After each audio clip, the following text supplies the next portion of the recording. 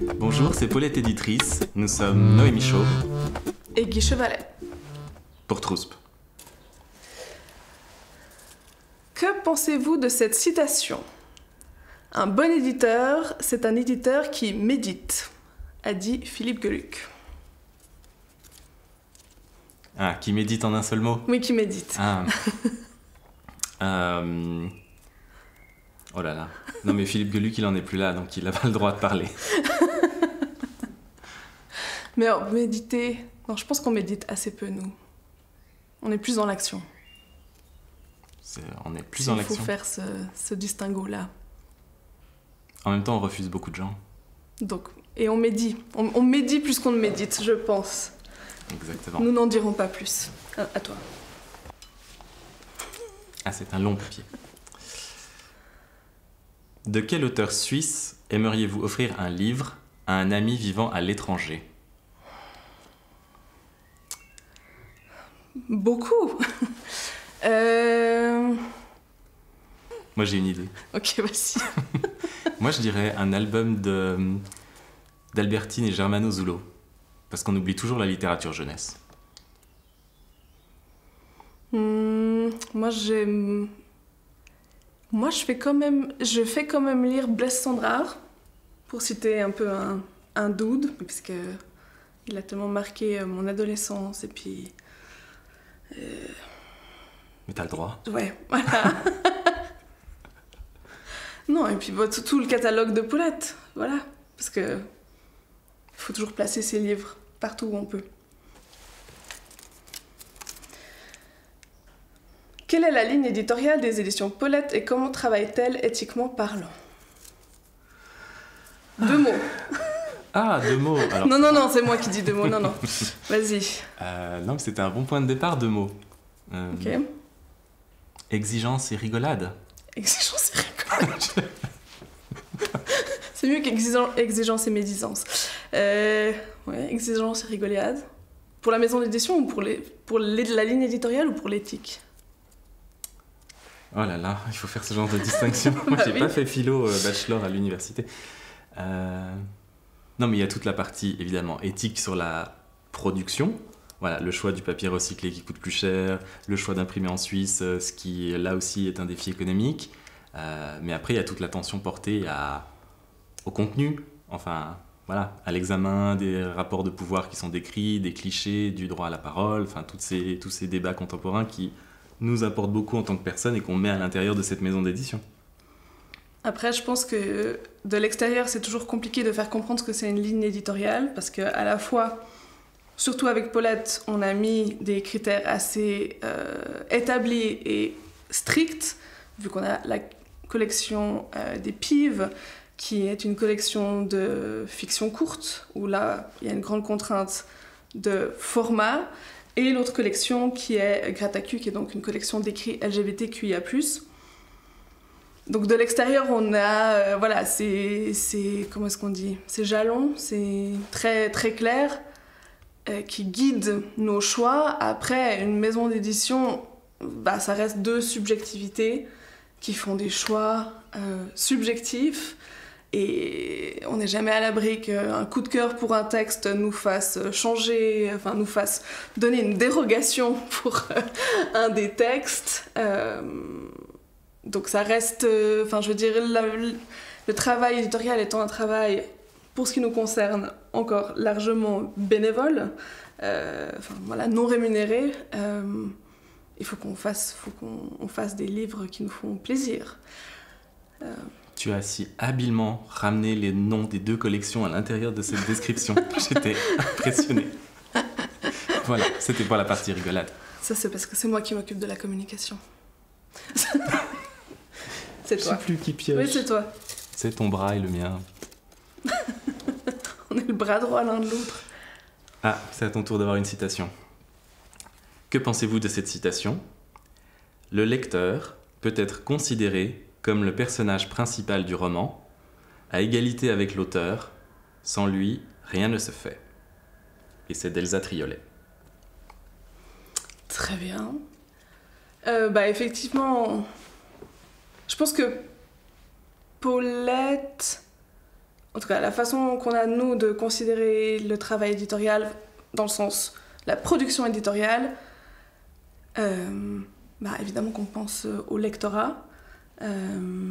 Avec la collection Gratacu, on y pense encore plus parce que on explique souvent que écrit LGBTQIA+, c'est pas un genre littéraire, c'est un panneau de signalisation. Donc très clairement, c'est aussi parce qu'on veut donner ce panneau de signalisation pour un lectorat qui veut trouver ce type de thématique. Donc évidemment qu'on pense au lecteur et qu'on pense aussi en ce qui nous concerne, par exemple, à ne pas... Comment est-ce qu'on dit ? À ne pas heurter certaines... Enfin, ne pas heurter, c'est pas vraiment comme ça qu'on dit. À prendre en compte, en fait, les différents types de personnes qui vont lire nos livres et à essayer un maximum de les prendre en considération quand on fait le travail éditorial, quand il y a un ou une autrice qui utilise un certain terme qui peut être considéré comme une insulte, mais en fait, on n'y pense pas forcément. Enfin, de vérifier toujours que l'auteur, l'autrice est consciente de ces enjeux-là. Et puis en même temps, de conserver la liberté créative de l'auteur, de l'autrice, et de pas constamment penser au lectorat, parce que sinon on fait plus rien, parce que le lectorat, c'est tellement de personnes et de sensibilités différentes que si on devait faire plaisir à tout le monde, on n'est plus une maison d'édition, okay. On est un gouvernement, et encore, je sais pas... Le gouvernement fait plaisir à personne, exactement. Sauf aux gens de droite. La médisance. Non, mais ce qui est difficile, je trouve, c'est que il y a quand même, on peut très bien penser ce qu'on fait par rapport à un certain public, mais de toute manière, il y a ensuite ce gouffre à combler en termes de communication entre ce que la maison d'édition fait et ce que le public va découvrir ou à quoi il peut accéder. Donc on a encore besoin d'intermédiaires que sont les libraires, que sont les médias, que sont les lectrices qui recommandent éventuellement le livre. Et il n'y a rien de plus frustrant que de s'apercevoir qu'un livre qui trouverait assez naturellement un certain public, en tout cas c'est comme ça qu'on l'imagine, n'y arrive pas faute des bons relais. Et voilà, c'est aussi pour ça qu'on fait tous ces efforts d'être présent sur les réseaux sociaux, d'aller fréquemment dans des manifestations, tenir des stands. C'est parce que on sent que d'abord l'existence de la littérature dans l'espace médiatique est réduite, mais qu'en plus, quand on est une maison un peu atypique et active sur certains sujets ou sur certains formats d'autant plus atypiques, ça complique encore l'histoire. Et par rapport au travail éditorial, une réalité dont les gens n'ont pas toujours conscience et que nous-mêmes on doit se rappeler, c'est que quand un texte sort, quand le lecteur ou la lectrice le lit, il faut avoir l'impression que c'est le premier jet, que c'est naturel, que ça a été écrit comme ça. Alors que de notre côté, et du côté de l'auteur ou l'autrice, ça fait des mois, voire parfois, dans certains cas, heureusement rares, des années qu'on travaille sur le texte, qu'on a vu évoluer, qu'on a vu plein de couches différentes. Et c'est vrai que des fois, quand le texte sort, c'est un travail de se souvenir de quel est ce texte en fait qui vient de sortir, parce que voilà, on a tout un historique. Et c'est aussi pour ça que c'est très salvateur pour nous d'avoir les retours du lectorat, parce que justement, c'est une lecture qui est complètement fraîche et nous, ça nous remet au diapason en fait, de qu'est-ce que ce livre raconte. Elsa Triolet, t'es contente? Oui, parce que je me demandais si effectivement, alors le lecteur peut être considéré comme le personnage principal du roman à égalité avec l'auteur. Ouais, peut-être c'était pas ça. Est-ce qu'on a répondu à la question? J'en sais rien. Peut-être qu'elle parlait de son activité d'écriture et nous on a répondu comme des éditeuristes. Ouais, c'est ça. Voilà. Exactement. De toute façon, c'est le talent de la communication. Il faut toujours ramener la question là où on veut qu'elle nous emmène. Médisance et manipulation. Pouvez-vous choisir 2 mots chacun pour qualifier au mieux votre travail éditorial en binôme? Conflit et mépris. Résilience et créativité.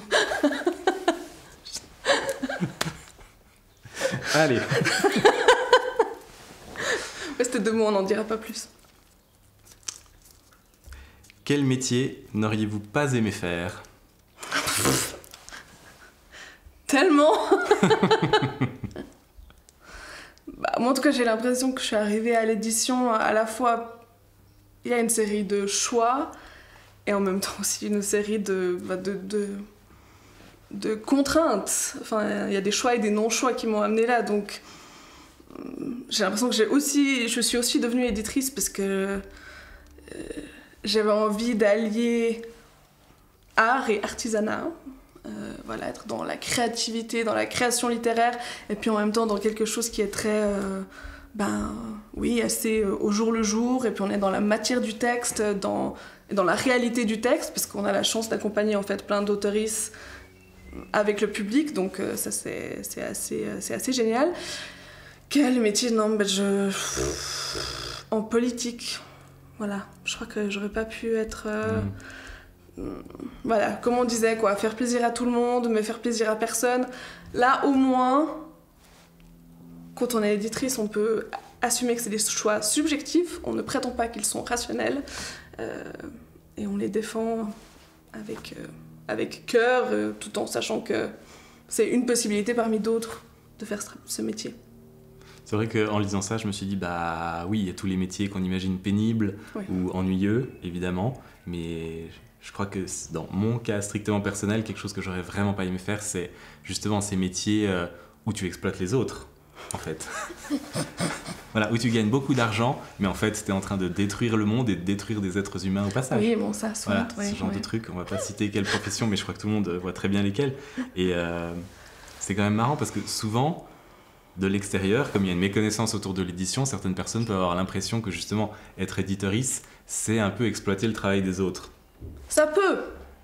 Dans certains cas, dans certaines grosses structures, évidemment que ça arrive. Et même dans des petites structures, d'ailleurs, ça arrive aussi. Mais médisance et confidentialité. Mais j'allais dire, c'est pour ça que on réfléchit beaucoup aussi à comment on communique avec les personnes avec lesquelles on travaille dans notre cas, en essayant de leur rappeler qu'une bonne part de notre activité, c'est en fait de l'activisme, et donc non rémunéré. Ce qui n'est pas... le prétexte pour faire n'importe quoi, parce qu'on dit souvent qu'on fait les choses sérieusement, mais sans se prendre au sérieux. Exigence et rigolade. On est surtout le meilleur public l'un de l'autre, je pense que c'est ça. Définitivement, pour ce format, c'est parfait. Non mais à part ça, c'est vrai que cet enjeu de faire comprendre qu'est-ce que c'est le métier d'éditeur, d'éditrice, voilà, c'est vrai qu'on voit qu'il y a plusieurs personnes qui... Il y a des gens qui nous considèrent un peu comme les productrices d'Hollywood, c'est-à-dire on est là pour la thune. On serait bête d'avoir choisi ça pour la thune. Ou alors comme en fait des imprimeurs qui savent pas imprimer et qui sous-traitent un imprimeur. C'est-à-dire qui reçoit un fichier, qui font « Oh, c'est sympa ça » et qui envoie. La réalité, elle est un peu de l'autre côté. Et c'est vrai que les meilleures expériences éditoriales qu'on a, c'est quand l'auteur ou l'autrice nous invite dans son chantier. Oui. Voilà. Les gens lisent-ils moins qu'il y a quelques années? Je sais pas. J'étais pas là il y a quelques années. Ouais, non. Je sais pas. Qui sont les gens? Moi, je sais que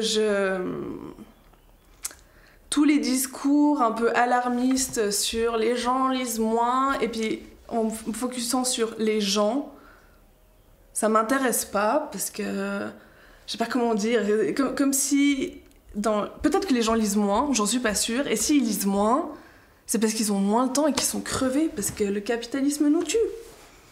Donc je sais pas, j'ai de la peine. Non mais quand je parle du fait que je suis éditrice et puis que les gens disent ah mais moi je lis pas, je dis mais c'est pas grave, enfin faut lire si t'as envie.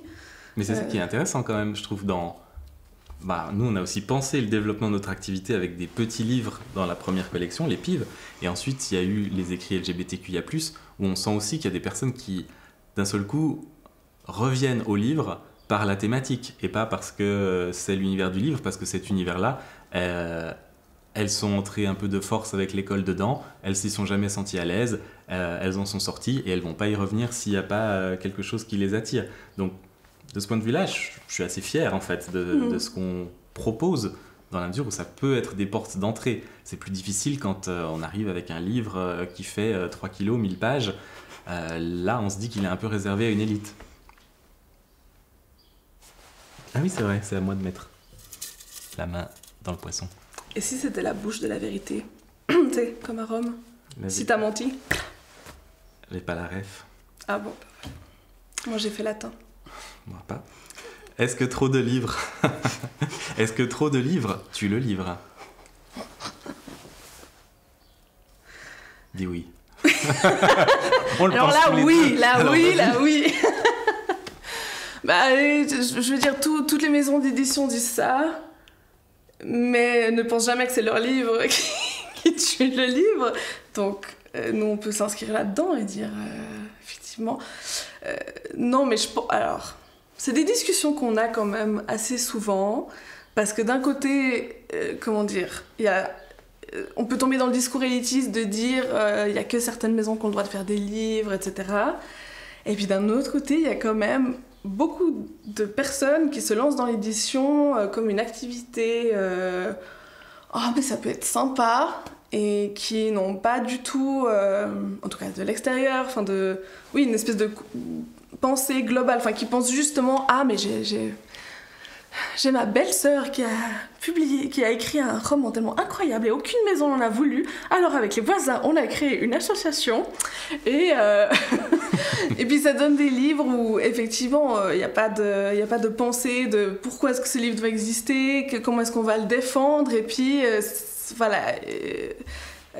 Puis en même temps, il y a plein de maisons d'édition qui restent très petites et qui font du travail incroyable. Donc, qui sommes-nous pour juger ? Je ne sais pas, mais qu'est-ce que tu dis, toi ? On va se faire beaucoup d'ennemis avec cette émission.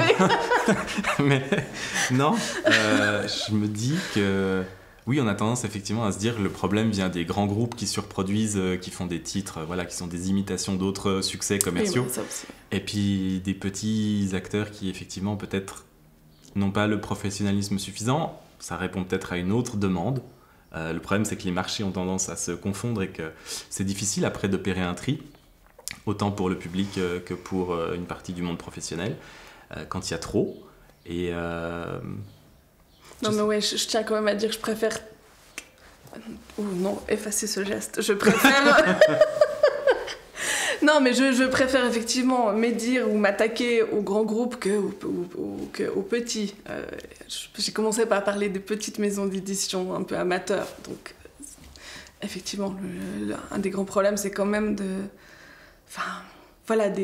livres, je sais pas, l'énième biographie d'un politicien français imprimé à je sais pas combien d'exemplaires, parce qu'il faut arroser tout le territoire, et puis en fait... on sait même pas trop qui s'intéresse. Voilà, effectivement, de se dire, on crée un objet, il va rester, tant dans son contenu que dans sa forme. Réfléchissons. Et on voit qu'il y a, effectivement, il y a des grands groupes éditoriaux qui sont pas du tout dans des logiques de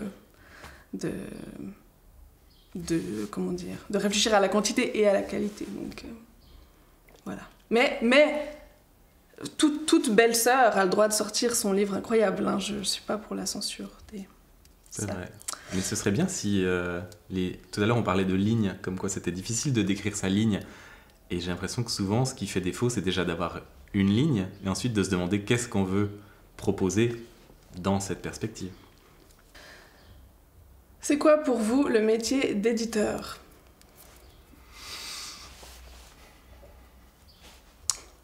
La précarité, non, il y a toujours même l'abnégation. Non, le métier d'éditeur, il faut répondre à un truc, c'est beau, tu vois ? Oui. Voilà. Non mais oui, objectivement, c'est quelque chose que j'ai eu envie de faire, et c'est quelque chose qui fait rêver énormément de personnes. Donc oui, c'est un beau métier, éditeur. Après, la question c'est que c'est toujours... J'en parlais de l'autre jour avec mon psy. Ah oui. Voilà. Et je lui disais, finalement tout ça, c'est un peu comme si de l'extérieur, on avait connaissance d'une pièce merveilleuse. Mais une fois qu'on a réussi à entrer dans la pièce, évidemment, on voit tous les problèmes que ça peut générer, on voit toutes les tensions qui peuvent exister au sein d'un certain milieu, toutes les limites qu'on va devoir encore affronter. Et donc, c'est pas aussi plaisant. Mais des fois, j'aimerais quand même prendre le temps de me retourner et de dire au moi qui avait 15 ans, 16 ans, on est plus ou moins arrivé à faire ce qu'on voulait faire. Donc, youpi! Mais c'est vrai que la réalité du quotidien fait qu'on est vite happé par justement le fait que ça manque d'argent, le fait que c'est difficile, le fait qu'il y a beaucoup de livres, qu'il faut tirer son épingle du jeu, qu'il faut aller chercher des bons textes, etc. Et oui, on laisse son âme dans ce processus.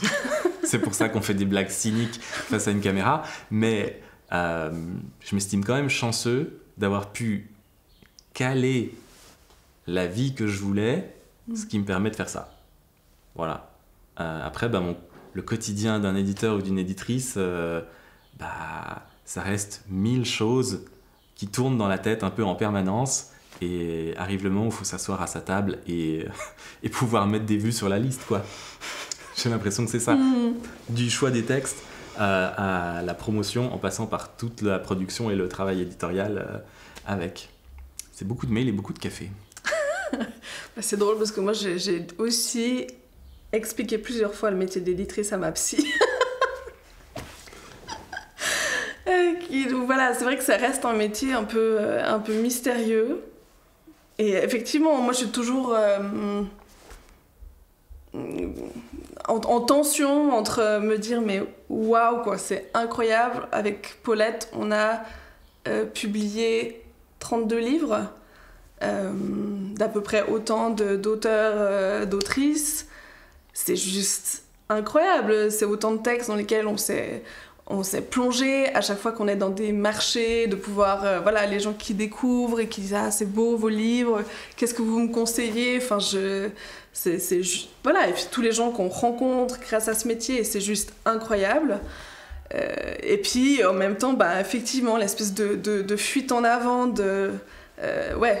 ça aussi, on se l'a dit plusieurs fois, être éditrice, c'est à la fois, penser à ce qui a été fait avant, à tout le catalogue pour pas qu'il y ait un livre qui soit complètement oublié, puis de toujours penser à une opportunité de le représenter au public, parce que Paulette essaye d'être dans une temporalité longue et de pas oublier tous les livres après 2 mois, être dans le présent parce qu'effectivement il y a plein de sollicitations entre nous, il faut qu'on communique beaucoup, et puis toujours anticiper le futur. C'est pas le seul métier comme ça évidemment, mais je disais, moi j'ai l'impression que c'est un grand meuble, un grand secrétaire avec tellement de tiroirs, et puis les tiroirs sont toujours ouverts. C'est quand même pour citer un mot très actuel, c'est une charge mentale assez énorme. Et même si tu veux rationaliser puis te dire je travaille vu ce qu'on est payé, je travaille un jour par semaine pour Paulette, c'est pas possible en fait. Mais il faut essayer, parce qu'il faut pas y laisser sa peau quand même. Parce qu'on a envie que Paulette dure, que l'œuvre des autoristes dure aussi, donc il faut aussi prendre soin de soi, c'est aussi prendre soin de sa maison. Tout ça sans publier sa belle-sœur ou son beau-frère. Qu'on respecte par ailleurs. Moi j'aime beaucoup mon beau-frère.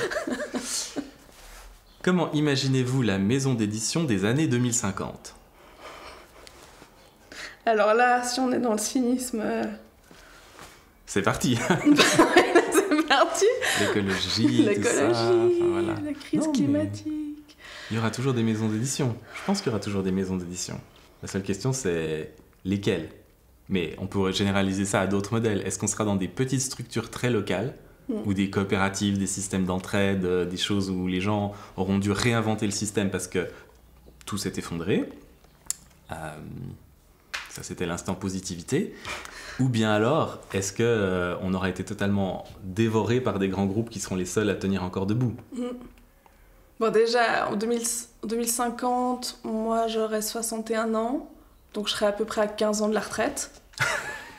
J'allais dire que moi, j'aurais lâché la retraite. Mais t'as raison, c'est faux. On sera pas à la retraite. On radotera. Non, alors, si, pour être dans du plus positif, parce que tu t'es chargé de l'effondrement, je pense que... Ça, c'est toujours mon job. J'espère qu'il y aura un grand renouveau de la fiction à tous les étages. Parce que... et de la fiction engagée. Il y en a déjà, évidemment, mais j'ai l'impression que là, la tendance à l'autofiction, que j'apprécie beaucoup, que je lis beaucoup, il y a un moment, il va falloir qu'on sorte de ça, j'ai l'impression. Qu'on va être beaucoup plus dans de l'imaginaire collectif. Alors ça va rester, c'est imprimé en verre, enfin imprimé, ça va rester. Rendez-vous en 2050. Rendez-vous en 2050 pour échanger de l'eau.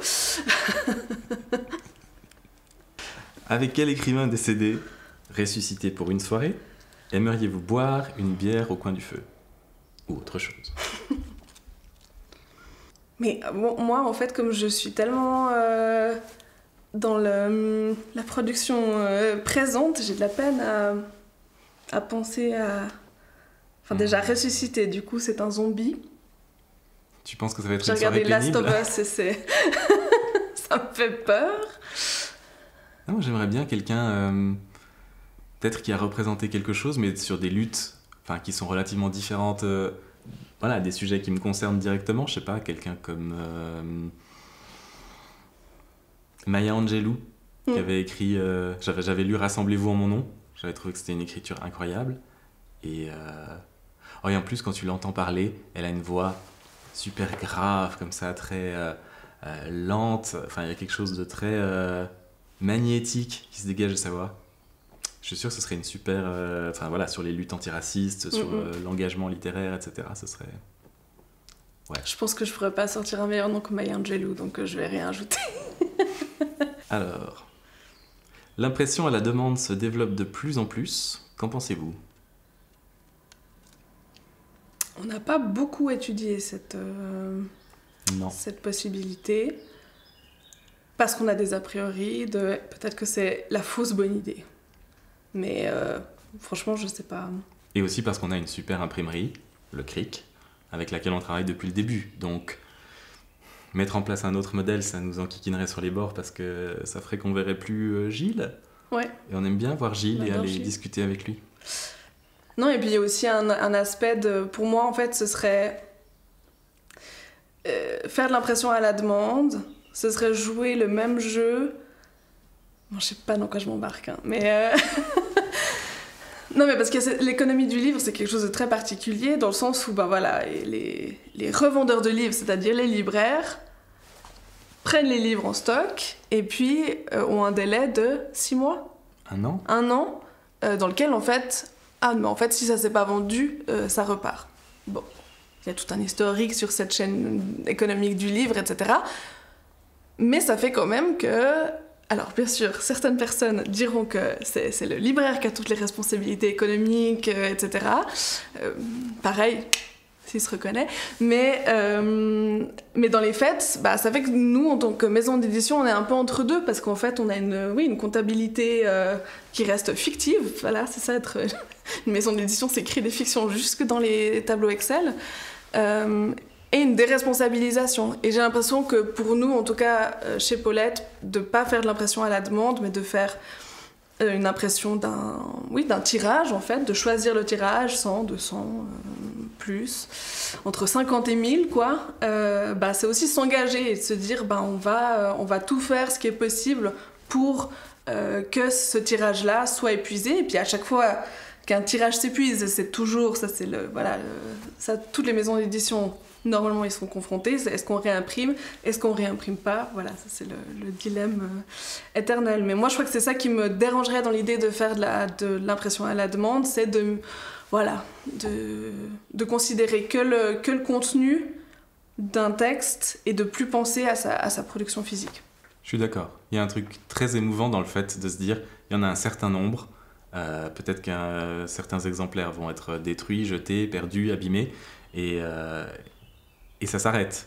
Parce qu'avec cette impression à la demande, bon, certes, il y a sans doute des conditions contractuelles qui font que, mais tu as quand même cette idée qu'on est dans l'infini du livre, l'infini possible de la consommation. Ça me plaît pas. C'est le livre de Noël Revan, donc ça s'appelle L'infini livre, mais je sais plus de quoi ça parle. Et je l'ai pas lu, alors je peux pas t'aider. Si votre maison brûle, qu'aimeriez-vous laisser brûler? Laisser brûler. Ouais, laisser brûler. Bonne question, bonne question. C'est marrant parce qu'il y a pas longtemps, j'écoutais une émission qui s'appelle QI, et il parlait du grand incendie de Londres de 1666 et d'un diariste, Samuel Pepys. Et quand sa maison était menacée par les flammes, évidemment, comme toutes les personnes qui vivaient à Londres, et apparemment, il a enterré du parmesan. Parce que à l'époque, ça coûtait super cher, évidemment. Mais lui, c'était un notable, donc il pouvait se le permettre. Et donc, quand il s'est dit, il faut que je m'en aille, qu'est-ce que je fais, qu'est-ce que je sauve? Enterrons le parmesan, comme ça, il va tenir le coup quand on reviendra. J'ai trouvé que c'était assez génial quand même comme opération, tu vois. Je m'attendais vraiment pas à avoir le mot parmesan. Qu'est-ce que tu veux que je réponde après ça, moi? Non mais non, t'as pas répondu toi personnellement. Tu nous as sorti une anecdote historique. Exactement, merci de le souligner. D'autant que c'est ce qu'il a sauvé, c'est pas ce qu'il a laissé brûler. Le parmesan. Voilà, donc ça répond pas à la question pour lui non plus. D'accord, oui. Mais... qu'est-ce que je veux laisser brûler? Mon historique de navigation internet. Les 2 poivrons que j'aurais pas le temps de cuisiner avant qu'ils périment, ce genre de choses. Et à côté de ça, ouais, non, mais ce serait un drame, évidemment. On est habitué à avoir plein de choses, donc bien sûr, on serait dévasté. Mais... Ah non, on va commencer par... mais moi, toute mon admin, je crois. Toute mon admin, comme ça, je dis, ça a brûlé. Ça a brûlé, je sais pas où est ce document, je ne sais pas. Mais t'imagines les problèmes admin pour recréer de l'admin? Oui, mais j'aurais l'excuse. Non, mais ma maison a brûlé. Tu vois, puis j'utiliserai jusqu'en 2050. Le moment où tu remettras le feu. Le moment où je remets, ce sera pas difficile. C'était Paulette. Pour Trousp.